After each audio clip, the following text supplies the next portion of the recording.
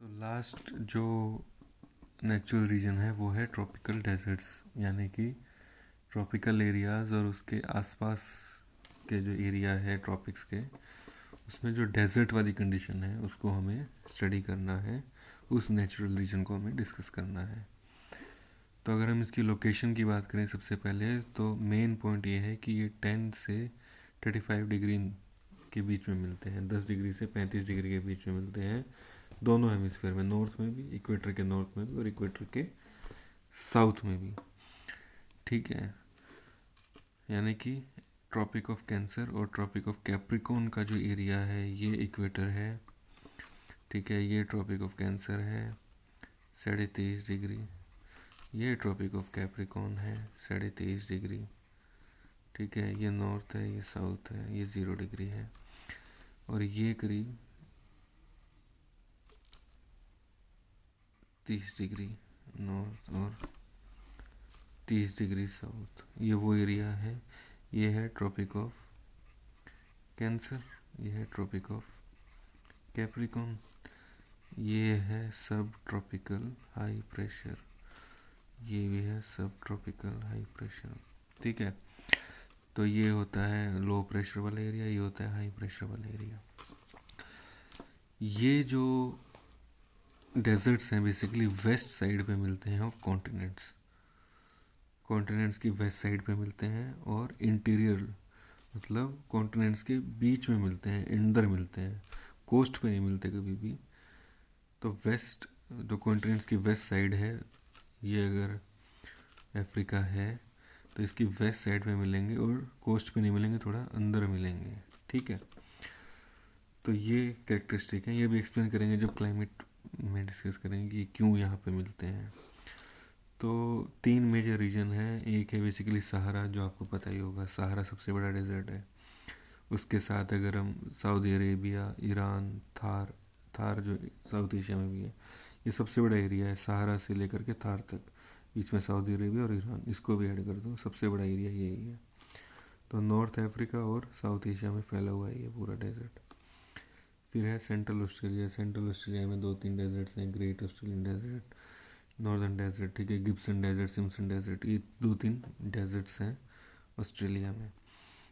ऐसे ही south America की west coast पे आपको डेजर्ट्स मिलेंगे, इक्वाडोर में, पेरू में और चिले में। तो ये 3 एरिया हैं जहाँ पे डेजर्ट्स मिलते हैं। तो मैंने क्या बताया, 10 से 35 डिग्री के आसपास मिलते हैं, के बीच में मिलते हैं दोनों तरफ, वेस्ट साइड में मिलते हैं कॉन्टिनेंट्स की ओर, थोड़ा कोस्ट पे नहीं, थोड़ा अंदर साइड पे मिलते हैं। ठीक है, तो अब बात करते हैं बेसिकली क्लाइमेट की। ठीक है, तो क्लाइमेट में, क्लाइमेट इज डोमिनेटेड बाय सब ट्रॉपिकल हाई प्रेशर सेल्स। ठीक है, अगर आप, ये इक्वेटर है, ठीक है, ये इक्वेटर है, ठीक है, इसके ऊपर और इसके नीचे ये पोर्शन हो गया। ठीक है, यहाँ पे तो क्या है, ट्रेड विंड चल रही होती हैं। ठीक है, ट्रॉपिक्स में, ट्रॉपिक्स में कैसे होता है,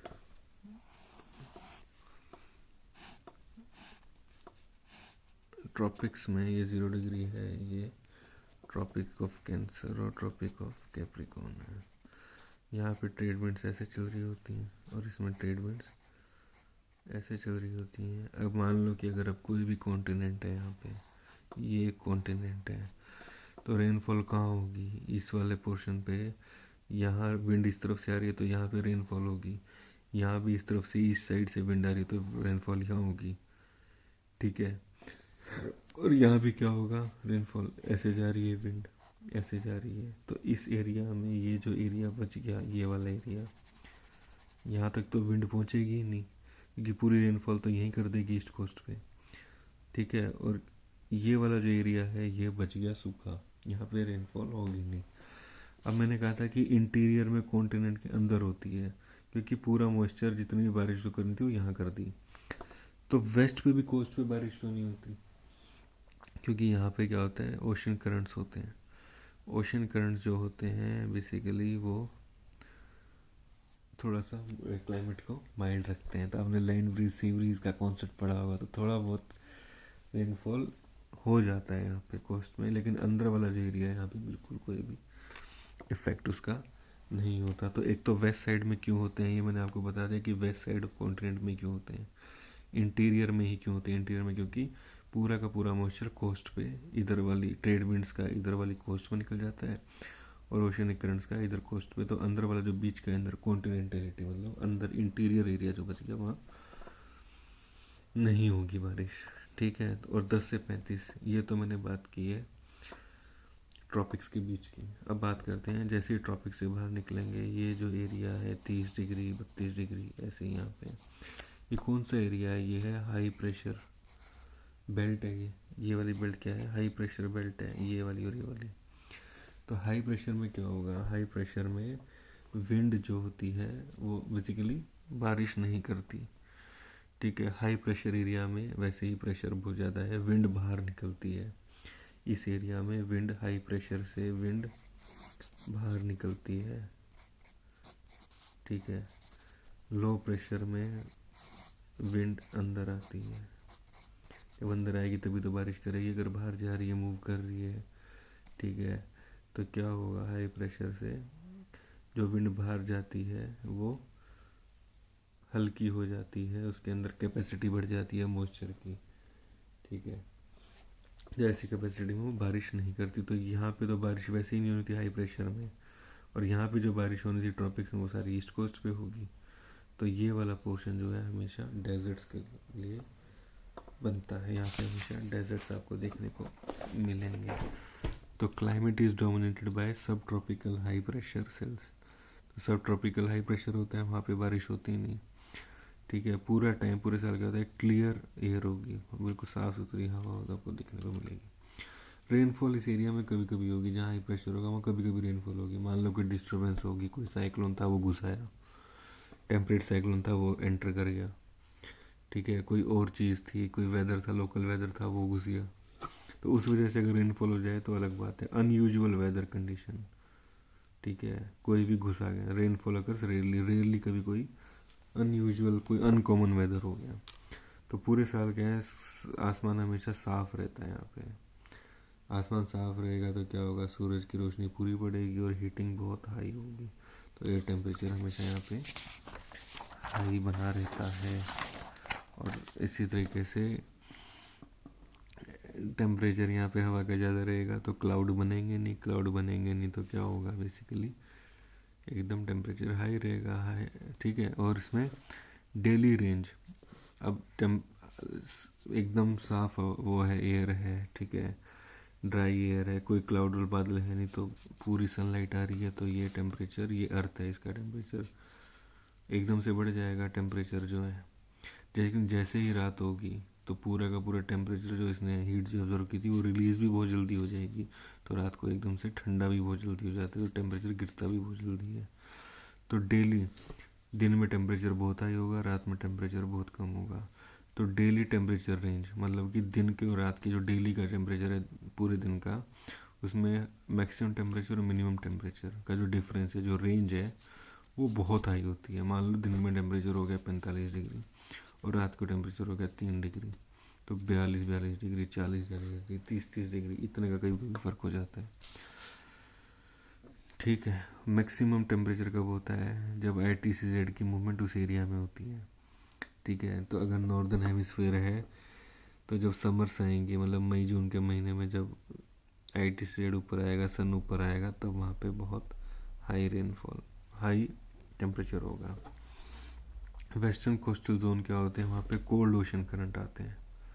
ठीक है, ओशन करंट यहाँ पे होते हैं जो ठंडे होते हैं, तो वो कोस्टल जोन के टेम्परेचर को कम कर देते हैं, इसलिए वहाँ पे सीजनैलिटी भी कम होती है, वहाँ पे टेम्परेचर थोड़े कम रहते हैं। ठीक है, तो ये था क्लाइमेट। और अब बात करते हैं बेसिकली ट्रॉपिकल डेजर्ट्स की। ठीक है, ह्यूमन और इकोनॉमिक लाइफ की। तो अगर बात करें ह्यूमन, तो हम ये देखेंगे कि रिमार्केबल बिहेवियर और कल्चरल एडेप्टेशन। तो आदमी ने अपने आप को बहुत तरीके से वहाँ पे रखा है, बहुत तरीके से अपना जीवन जो शैली है जीने की और अपने बिहेवियर को वहाँ पे अब उस क्लाइमेट के हिसाब से मोल्ड किया है, बदला है, ठीक है। अपने आप को वहाँ का जैसा क्लाइमेट है, आदमी ने अपने आप को बदल लिया है उसके अकॉर्डिंग। एग्जाम्पल के तौर पे देखें तो वहाँ पे प्लांट, पेड़ पौधे भी कैसे उगा रहे हैं आदमी, ड्रॉट रेजिस्टेंट, जहाँ पे अगर सूखा पड़ जाए तो उसका असर उस पौधे पे ना हो, जिसको मिनिमम पानी चाहिए, पानी कम से कम चाहिए, वो वाले प्लांट उगा रहे हैं। एनिमल्स भी वो रख रहा है, कैमल, ऊँट और घोड़े, जिनको पानी कम से कम चाहिए, ठीक है। तो पौधे भी वैसे लगा रहा है, एनिमल भी वो यूज़ कर रहा है। तो देख रहे हो कितने दिमाग से आदमी वहाँ पे अपने आप को आगे समझदारी के साथ आगे बढ़ रहा है। फिर क्या है, कपड़े भी जैसे पहनता है, क्लोथ्स कैसे हैं, वाइट सफ़ेद कपड़े भी पहनता है कि वो कम से कम हीट अब्जॉर्व करेंगी। सर के ऊपर टोपी रखता है, ठीक है, पगड़ी पहनता है, वाइट कपड़े पहनता है, ठीक है। तो ये कपड़े ऐसे पहन रहा है, प्लांट ऐसे उगा रहा है, एनिमल ऐसे रख रहा है, ठीक है। अपने घर का बना रहे हैं ओएसिस के अराउंड। ओएसिस क्या होता है, ओएसिस का मतलब है अगर किसी भी डेजर्ट में, बीच में, ठीक है, रेगिस्तान के बीच में कोई ऐसा तालाब या कुछ जहाँ पे पानी अवेलेबल होता है, उसको ओएसिस बोलते हैं। तो अपने घर भी और जो छोटे मोटे शहर हैं वो भी कहाँ बना रहे हैं, ओएसिस के अराउंड बनाते हैं, ठीक है। काम क्या करता है, नोमैडिक, उसको पता है एक जगह पे टिक के नहीं रहा जा सकता, ठीक है। तो नोमैडिक है, मूव इन सर्च, हमेशा चलता रहता है। नोमैड, इस पर शॉर्ट नोट्स आते हैं कि नोमैडिज्म क्या होता है, नोमैड्स क्या होते हैं। तो वो लोग जो पानी और घास के चक्कर में इधर से उधर घूमते रहते हैं, अपने पास क्या पशु रखते हैं, भेड़ बकरी ये सब, उनको चराते हुए घूमते रहते हैं, घास की तलाश में और पानी की तलाश में, ठीक है। जनरली ये ओएसिस के अराउंड रुकते हैं, वहाँ छोटे मोटे शहर बनाते हैं, वहीं पे ये अपने स्किन को, एनिमल की स्किन को और ये सब पशुओं को, उनकी स्किन को, उनसे जो वो मिले हैं सब कुछ को बेचते रहते हैं। एग्रीकल्चर कोई ज़्यादा पॉसिबल है नहीं, ठीक है। ऐसी जगह एग्रीकल्चर होगी नहीं दिन में टेम्परेचर 45 और रात को 3 हो, इस तरह की एग्रीकल्चर वहाँ क्रॉप्स पॉसिबल नहीं होती हैं, ठीक है। अब बात करते हैं नोमैड्स की। तो नोमैड्स में आप एग्जांपल दे सकते हो, एक कालाहारी डेजर्ट है अफ्रीका में, उसमें बुशमैन, उनके जो ट्राइब्स हैं, ठीक है, जो बेसिकली नोमैड्स हैं वो है बुशमैन, ठीक है। खाने, पानी और घास के चक्कर में वो इधर से उधर घूमते रहते हैं। कालाहारी डेजर्ट है नीचे, अफ्रीका जो है बेसिकली ये है कालाहारी डेजर्ट, ये, ठीक है, ये अफ्रीका है, ये कालाहारी डेजर्ट है। तो इसमें मिलते हैं आपको नोमैड्स, जिनको बोला जाता है बुशमैन, बुशमैन, बुश, ठीक है, BUSHMEN। तो कि नोमैड्स क्या है, बेसिकली नो परमानेंट है, किसी की जगह नहीं रुकते, हमेशा घूमते रहते हैं, पानी,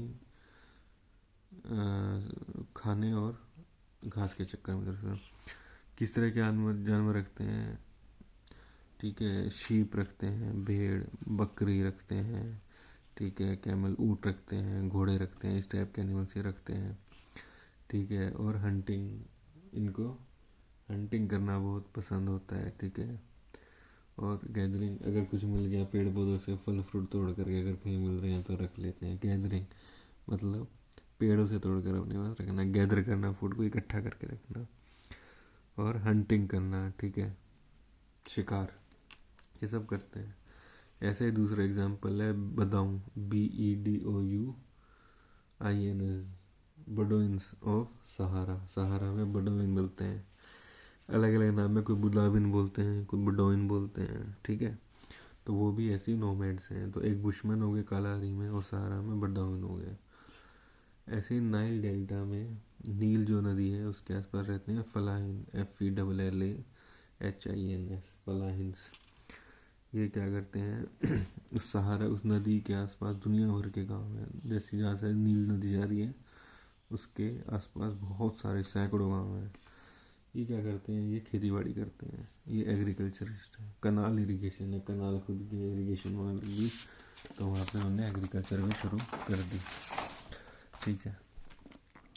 अब डेजर्ट्स में कभी आपने देखा हो कि बड़े बड़े शहर बन गए हैं, या बड़े बढ़िया शहर बने हुए हैं, जैसे कि ऑस्ट्रेलिया में कालगुरली है, कुलगर्डी है, ये वो शहर है जहाँ पे गोल्ड मिलता है। तो जहाँ पे गोल्ड मिलेगा वहाँ पे शहर बन गया। ऐसी कालाहारी के अंदर डायमंड की और कॉपर की माइनिंग की जाती है। तो जहाँ पर भी माइनिंग हो रही है, जहाँ गोल्ड की माइनिंग हो रही है, वहाँ भी शहर बन गए ऑस्ट्रेलिया में। जहाँ डायमंड और कॉपर मिल रहा है कालाहारी में, वहाँ पे भी शहर बन गए। एटाकामा चिली जो साउथ अमेरिका में, वहाँ पे एक शहर है कलिशे, ठीक है। कलिशे मिलता है वहाँ पे बेसिकली NaNO3 सोडियम नाइट्रेट, किसके लिए होता है सोडियम नाइट्रेट? फर्टिलाइजर बनाने में। तो यहाँ पे बहुत बड़ी बड़ी बड़ी इंडस्ट्री लग गई एटाकामा डेजर्ट में। ऐसे ही कॉपर मिलता है, दुनिया का सबसे बड़ा शहर है, कॉपर निकलता है वहाँ एटाकामा डेजर्ट में। ऐसे ही और अगर आप डेजर्ट की बात करोगे तो आपको सऊदी अरेबिया याद आएगा। वेस्ट एशिया, वेस्ट एशिया पूरा डेजर्ट वाला एरिया है, पूरा रेगिस्तान है, लेकिन क्या है वहाँ ऑयल है, तेल निकलता है और नेचुरल गैस भी है, ठीक है। सऊदी अरेबिया, कुवैत, ठीक है, लेबनान, ये सारे के सारे वो कंट्रीज हैं, UAE, जो इराक, ईरान, जहाँ पे ऑयल और नेचुरल गैस है। ये करते हैं बेसिकली, इसको बेचते हैं, ठीक है। वहाँ से डॉलर्स कमाते हैं, डॉलर से कमा कमा के इनके पास, इन्होंने उस पैसे को इन्वेस्ट किया, वहाँ पे बड़े शहर बन गए। UAE में अगर आप जाओगे तो दुबई वगैरह सारे बड़े बड़े शहर बन गए, इंफ्रास्ट्रक्चर आ गया, हाईवेज, एयरपोर्ट सब बन गया वहाँ पे। अब वो एरिया ऐसा लगता है कि जैसे अर्बन जंगल, जैसे जंगल होता है ना पेड़ों का, ऐसे अर्बन का जंगल हो गया, मतलब अर्बन एरिया का जंगल हो गया। बिल्डिंग ही बिल्डिंग, बिल्डिंग बिल्डिंग का जंगल है। मॉडर्निटी का सिंबल है। आज UAE में जाओगे, दुबई में जाओगे, शारजा में जाओगे, ये क्या है? मॉडर्निटी के सिंबल है। अबू धाबी हो गया, ये सब। लेकिन अभी भी क्या है, इन एरियाज़ की डिपेंडेंसी है किसके ऊपर? ऑयल के ऊपर। आज भी इन्होंने सारा खर्चा, सारा पैसा जो कमाते हैं वो लगभग ऑयल से, तेल बेचने से कमाते हैं, ठीक है। अपनी इकोनॉमी को इन्होंने डाइवर्सिफाई नहीं किया, ठीक है। ऐसा नहीं हुआ कि ऑयल तो चलो हो रहा है, बाकी दूसरे सेक्टर खोल दें, इंडस्ट्री लगा लें और कुछ लगा लें, ताकि काम, अगर ऑयल कम भी बिके तो काम चलता रहे। तो वो डाइवर्सिफिकेशन अभी इनका हुआ नहीं है, अभी भी ऑयल पे चल रहा है सारा काम। और ना इन्होंने कोई इन्वेस्टमेंट की है अपने सोशल इंडिकेटर, मतलब पढ़ाई लिखाई, एजुकेशन, हेल्थ, इन चीज़ों में इन्होंने अभी तक कोई भी ज़्यादा आगे काम नहीं किया है। सोशल इंडिकेटर बहुत ही पुअर हैं, बुरे हैं। और डेमोक्रेसी है ही नहीं, ना कभी इलेक्शन होते ना कुछ होता है। तो जो राजा है वो चल रहा है, जो शेख है वो चल रहा है। तो ये है ट्रॉपिकल डेजर्ट्स।